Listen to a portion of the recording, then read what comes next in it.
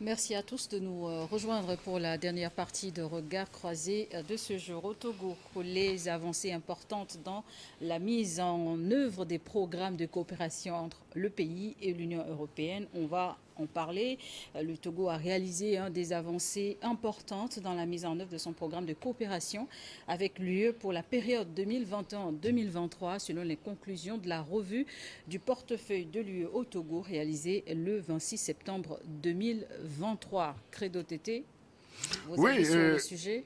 non, mais mes avis sur le sujet, c'est que nous avons suivi, disons, cette revue entre les partis Togo et puis Union Européenne. européenne.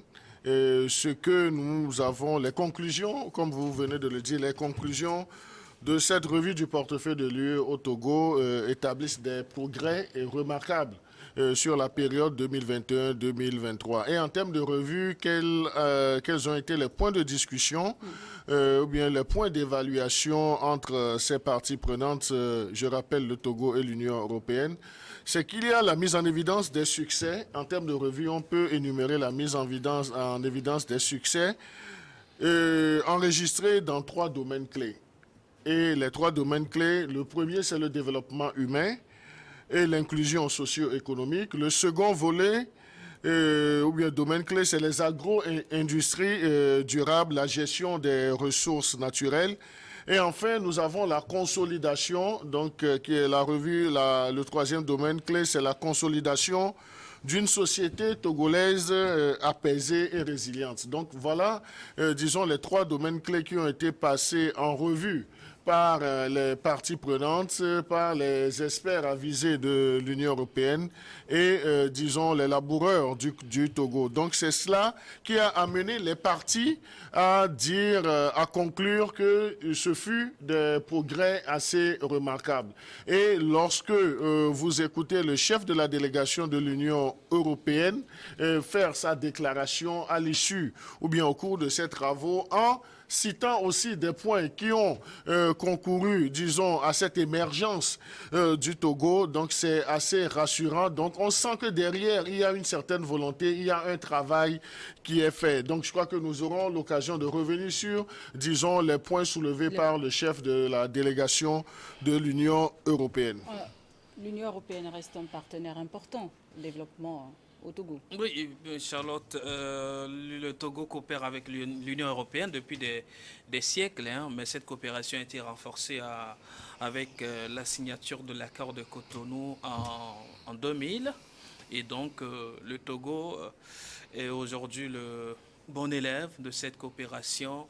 Et si on nous parle aujourd'hui des résultats satisfaisants de cette coopération, parlant des programmes, bah, ce n'est qu'un acquis et on ne peut pas le contester, sauf que le tout n'est pas de brandir une coopération réussie si celui envers qui cette coopération doit jouer un rôle favorable ne le sent pas. Certaines fois, certains discours laissent les Togolais sur leur soif. On se pose la question, mais ça se passe chez nous, ou bien c'est nous qui sommes les concernés, ou alors est-ce qu'il y a des programmes de coopération qui ne concernent que certaines couches de population, ou alors c'est pour toute la population entière. Je veux croire que cette coopération concerne véritablement le secteur de l'éducation, l'environnement et aussi le secteur de la santé. Donc, quand nous prenons aujourd'hui tous ces secteurs et quand on donne une note de 20 sur 20 ou alors de 18 sur 20 à cette coopération, jusqu'ici, c'est vrai, les initiateurs ou alors les porteurs de cette coopération ne peuvent que sortir leur bilan. Mais qu'est-ce qu'il en est auprès des bénéficiaires? Nous allons en parler. De Credo toutes les Tété, façons, c'est une longue coopération. quels sont les grands chantiers de cette coopération Togo-UE à saluer à ce jour?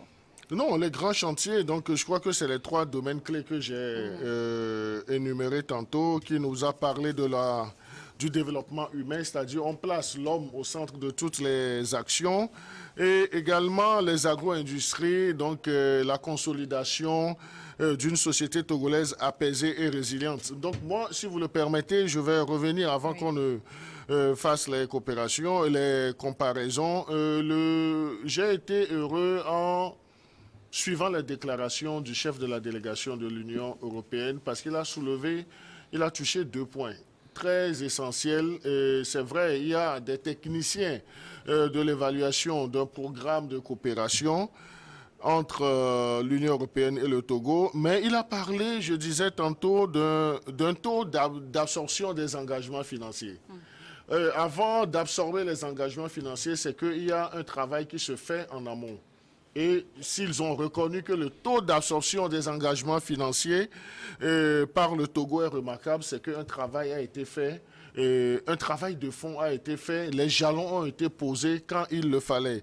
Et vous savez, en parlant de cela, le chef de la délégation a dit ce taux d'absorption qui est remarquable aussi, balise ainsi, je le cite, balise la voie à une nouvelle allocation pour la prochaine période. Donc, c'est-à-dire que lorsque vous faites bien, lorsqu'on vous évalue, ça vous donne plus de chances, plus d'opportunités. Et cela, c'est au bénéfice du Togo. Ce n'est pas au bénéfice des gouvernants, mais c'est au bénéfice du Togo. Et à la fin, lorsque on fait cette revue habituellement, on a suivi cette revue. De par le passé, cette revue, ce n'est pas la première fois qu'on fait l'exercice au Togo.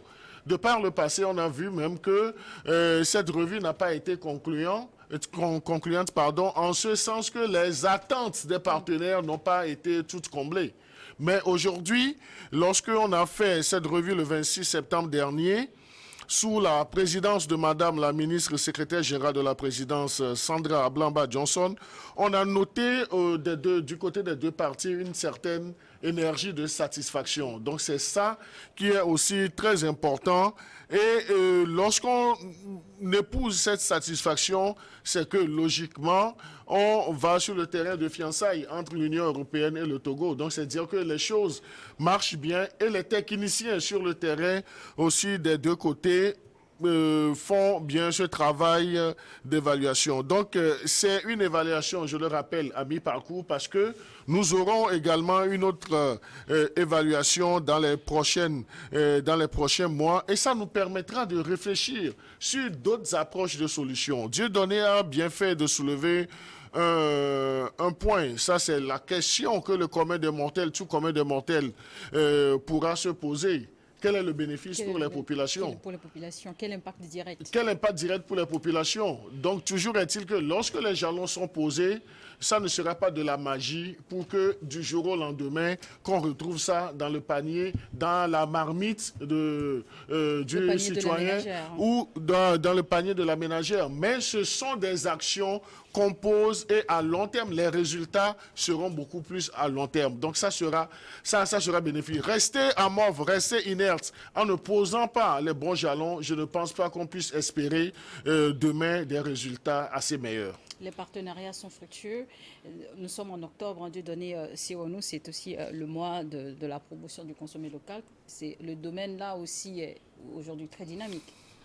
Oui, c'est un domaine très dynamique, vous l'avez dit, mais je ne perdrai pas le fil de mon intervention. Je reviendrai à vous naturellement par rapport à ce que vient de dire Credo. Je rappelle à Credo Tété que la collaboration du Togo avec l'Union européenne, je l'ai dit tantôt, remonte à des siècles, d'accord? Et la signature formelle a été en 2000 à Cotonou. Alors, si on me dit que les résultats, on ne peut pas les atteindre tout de suite et maintenant, on ne peut pas vérifier ça dans le panier de la ménagère, je suis resté sur ma soif. Il faut combien de temps pour pouvoir vérifier ces résultats? Sinon, voir des chiffres que les intellectuels brandissent. C'est des chiffres que les intellectuels brandissent. Ma vieille au village, je ne comprends pas ces titres-là. Vous parlez d'absorption de taux d'engagement. Oui. D'accord? Absorption de taux d'engagement. Oui, qu'est-ce qu'il faut pour absorber? À des moments où on a compris qu'à certains niveaux, il y a certains acteurs, certains secteurs plutôt, qui n'arrivent pas à absorber certains crédits mis à leur disposition jusqu'à ce que cela ne retourne dans le système. Bailleur, oui, aujourd'hui, si on arrive à débloquer tout ça là, à éponger ou alors à utiliser, on l'utilise. Oui, mais et après? Et après? Et maintenant, quand vous me dites que cette coopération a été pour l'instant le bon résultat qu'on a obtenu, je suis pas du tout d'accord avec vous. ce n'est pas ce que comment dirais-je, le partenaire veut forcément que le citoyen lambda ou alors le bénéficiaire veut. Vous avez dit c'est parce qu'entre-temps, les résultats n'ont pas répondu aux attentes du partenaire, donc c'est un mauvais résultat. Mais aujourd'hui, quand les résultats répondent aux attentes du partenaire, c'est un bon résultat. Finalement, à qui les résultats profitent? Alors, on est sur l'agenda 22-23. Oui, là, je voudrais juste rappeler à mon contradicteur que nous faisons un exercice. Et l'exercice, même entre les parties prenantes, porte une période. Et la période, c'est 2021-2023. Bien évidemment. 2021-2023. La coopération, ça a été scellé en 2020. Donc, de 2020, l'action, donc les évaluations précédentes aussi ont eu leurs résultats. Mais nous parlons d'une période assez définie. Donc moi, je ne vais pas me permettre, au regard des informations, de retourner en arrière. Mais toujours est-il que des efforts ont été faits aujourd'hui. Il faut reconnaître ces efforts. Et il faut formuler le vœu pour que les populations togolaises puissent pleinement bénéficier des résultats de ces efforts. Donc ce n'est pas pour les beaux yeux des gouvernants ou bien des ministres que ce cadre de partenariat de coopération soit créé. Je suis conscient, je fais partie de ce peuple. Tu en fais partie aussi, Dieu donné. Maintenant, chacun à son niveau devra apporter, disons, sa pierre à l'édifice. Lorsque on voit même qu'aujourd'hui, il y a des avancées dans le cadre du climat des affaires, pour créer son entreprise, on a réuni, même pour essayer aujourd'hui d'honorer ses engagements vis-à-vis du fisc, il y a des mécanismes de facilitation, même si on trouve des coercitions par moment parce qu'on n'a pas les moyens pour répondre à temps, mais il faut reconnaître que des efforts ont été faits et la coopération n'est pas que la coopération politique, ça va au-delà de la politique et c'est pourquoi ça embrase le développement humain, c'est pourquoi ça embrase cette nécessité de consolider une certaine paix dans le pays. Donc, ce sont ces éléments, ces 3 points, ces domaines clés qui ont suscité, disons, cette revue. Et aujourd'hui, le partenaire qui évalue s'est dit assez satisfait, nous nous en tenons à ça. Mais le vœu que nous pourrons tous porter aujourd'hui, le vœu qu'on pourra avoir, c'est d'arriver véritablement à ce que demain tu sois convaincu et que tu reviennes sur ce plateau pour dire que tu as été l'un des bénéficiaires de tous les efforts de nos gouvernants. Et là, je te le souhaite vivement, que tu ne sois pas dans ce pessimisme prononcé, mais que tu reviennes demain. C'est-à-dire, si je dis demain, ce n'est pas demain, mercredi, mais que tu reviennes nous dire, témoigner que les efforts ont été concluants pour le Togo. Et c'est ce qu'on peut se souhaiter. Tout à fait, je ne suis pas pessimiste, mais je suis réaliste. D'accord? Je ne suis pas pessimiste. Je vous le conseille. Lorsque vous mettez l'humain, au cœur des programmes, cela fait allusion à quoi? Au respect absolu des droits humains, sur tous les plans. Vous ne me direz pas aujourd'hui que les critères mesurant le respect des droits humains ont été ouverts. Voilà pourquoi il faut dire il y a une satisfaction par rapport à cette coopération qui, principalement, met l'emphase sur l'humain. Quel est l'intérêt qu'on accorde à l'humain dans nos différentes politiques? Je ne dirais pas que, je ne parlerai pas forcément du Togo, mais dans les États africains, quelle est l'importance qu'on apporte à l'humain dans les différents programmes? C'est vrai, il y a des programmes, je dirais entre guillemets, politiques. Est-ce que c'est pour autant faire yeux doux à l'exercice ou alors à la mise en place de cette coopération tout simplement? Ou alors c'est véritablement prendre l'humain au sérieux et le mettre à l'abri des fléaux? Alors moi, mon souhait, c'est que ces coopérations-là ne soient plus, ou alors les résultats de ces coopérations ne soient plus livresques, ni intellectuels, mais pragmatiques et réalistes sur le terrain. Loin de moi d'être pessimiste. Oui, je voudrais bien te le concéder, mais je crois que tes inquiétudes pourront faire objet d'un sujet d'investigation parce que là, nous ne sommes pas. Vous n'êtes pas le gouvernement, vous n'êtes pas l'Union européenne, nous non plus. Donc là, nous ne faisons qu'interpréter les résultats ou bien les satisfecits qui sont prononcés par les deux parties. Je serais content de te retrouver sur ce plateau tout en investiguant sur ces points qui te sont assez chers et ensemble, nous allons voir si réellement l'humain a été placés au cœur de l'action du développement. Et vous savez, aujourd'hui, on peut féliciter, on peut jeter des fleurs au gouvernement togolais parce qu'il y a des efforts qui sont faits pour que l'humain soit réellement respecté. Mais ça ne sera pas une tour de magie. Il faudrait que nous soyons conscients. Ce sont des marches d'escalier à gravir. Il y a ce besoin, mais il y a également cette prise de conscience au niveau du gouvernement. De toutes les façons. Alors, merci beaucoup pour le débat.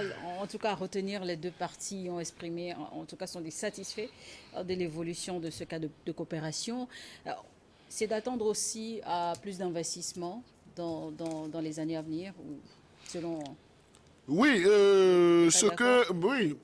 s'il y a déjà des satisfaits, oui, dans les secteurs, dans les domaines clés, donc c'est qu'il y aura beaucoup plus de travail qui sera fait.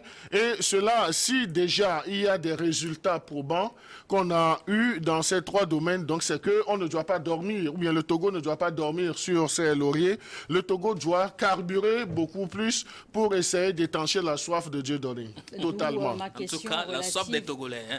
Non, la soif de Dieu donné qui porte la soif. D'où ma question relative au mois du consommé local, en faisant un clin d'œil justement au secteur de l'agro-industrie.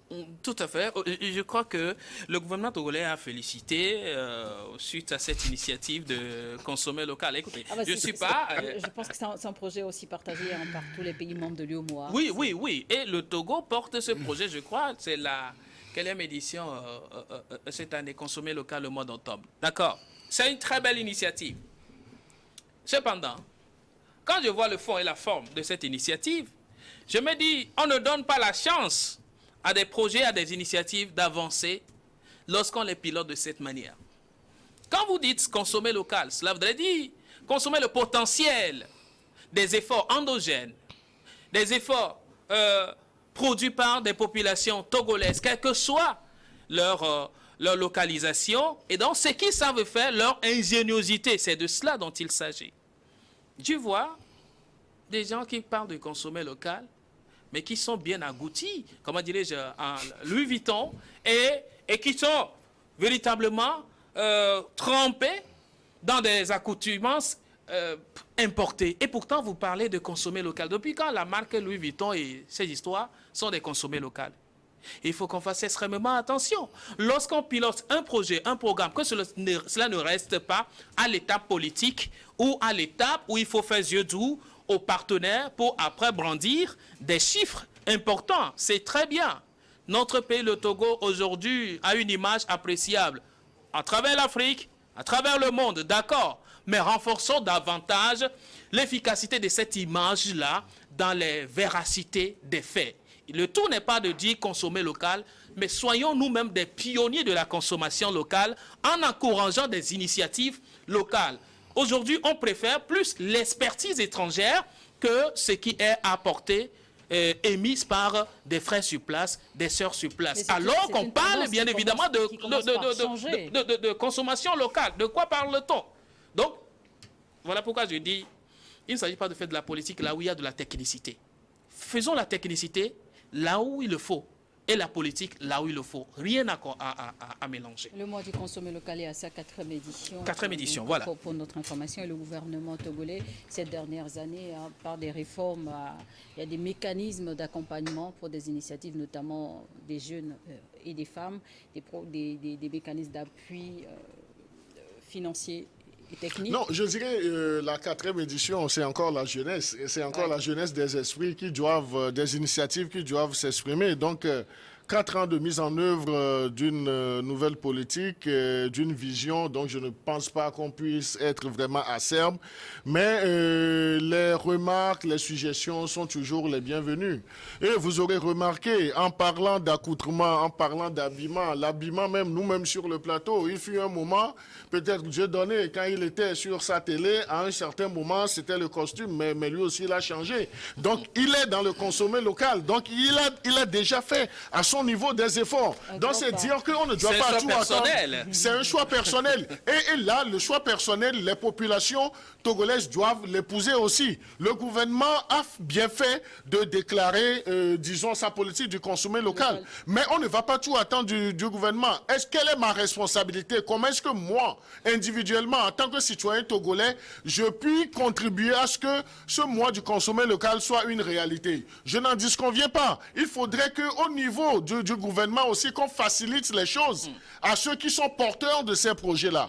Moi, et également, parlant d'accoutrement, aujourd'hui, on peut féliciter, disons, nos premiers responsables. Ils font des efforts pour ne plus porter du Louis Vuitton ou bien de Yves Saint Laurent à tout moment. S'ils sont du côté de l'Occident, ils le font. Même on a même vu, la dernière fois, le ministre de la Culture et du Tourisme était parti à une réunion à Doha.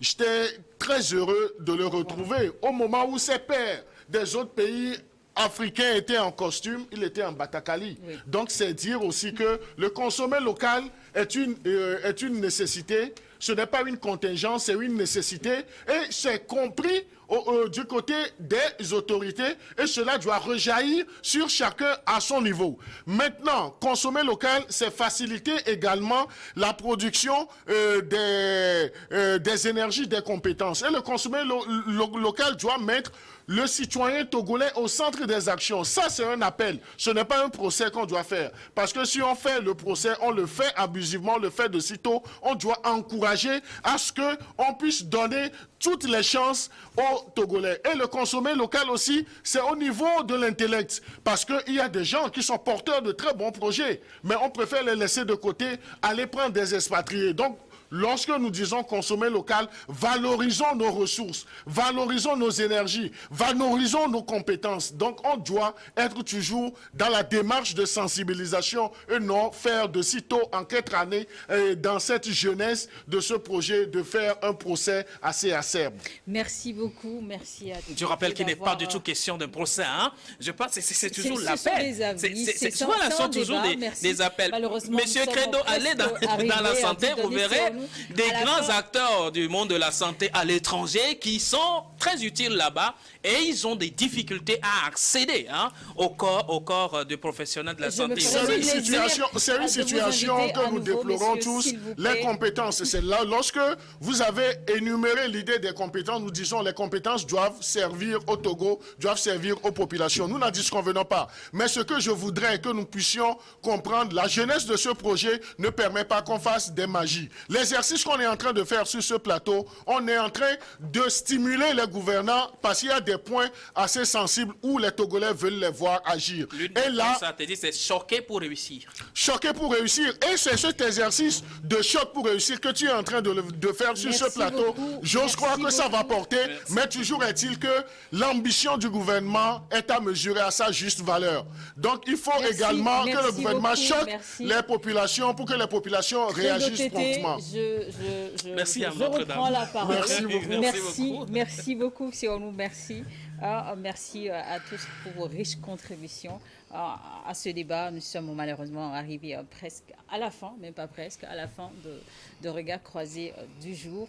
Dieudonné Sionou, journaliste, directeur général d'Elios Service. Un dernier mot pour conclure. À moi le grand merci de nous avoir accordé ce temps d'échanger avec vous. Je crois que ça a été très très inspirant.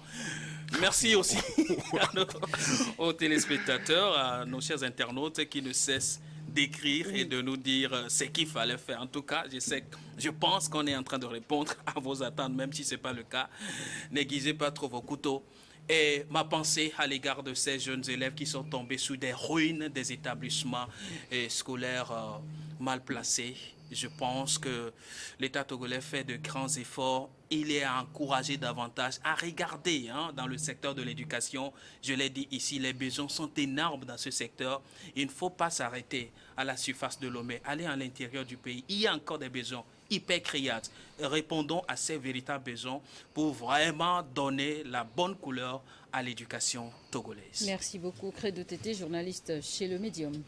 Oui, Charlotte, source d'inspiration pour Dieudonné. Je dirais Sandra Johnson, une énergie assez débordante. Donc, j'encourage cette dame qui fait du bon boulot.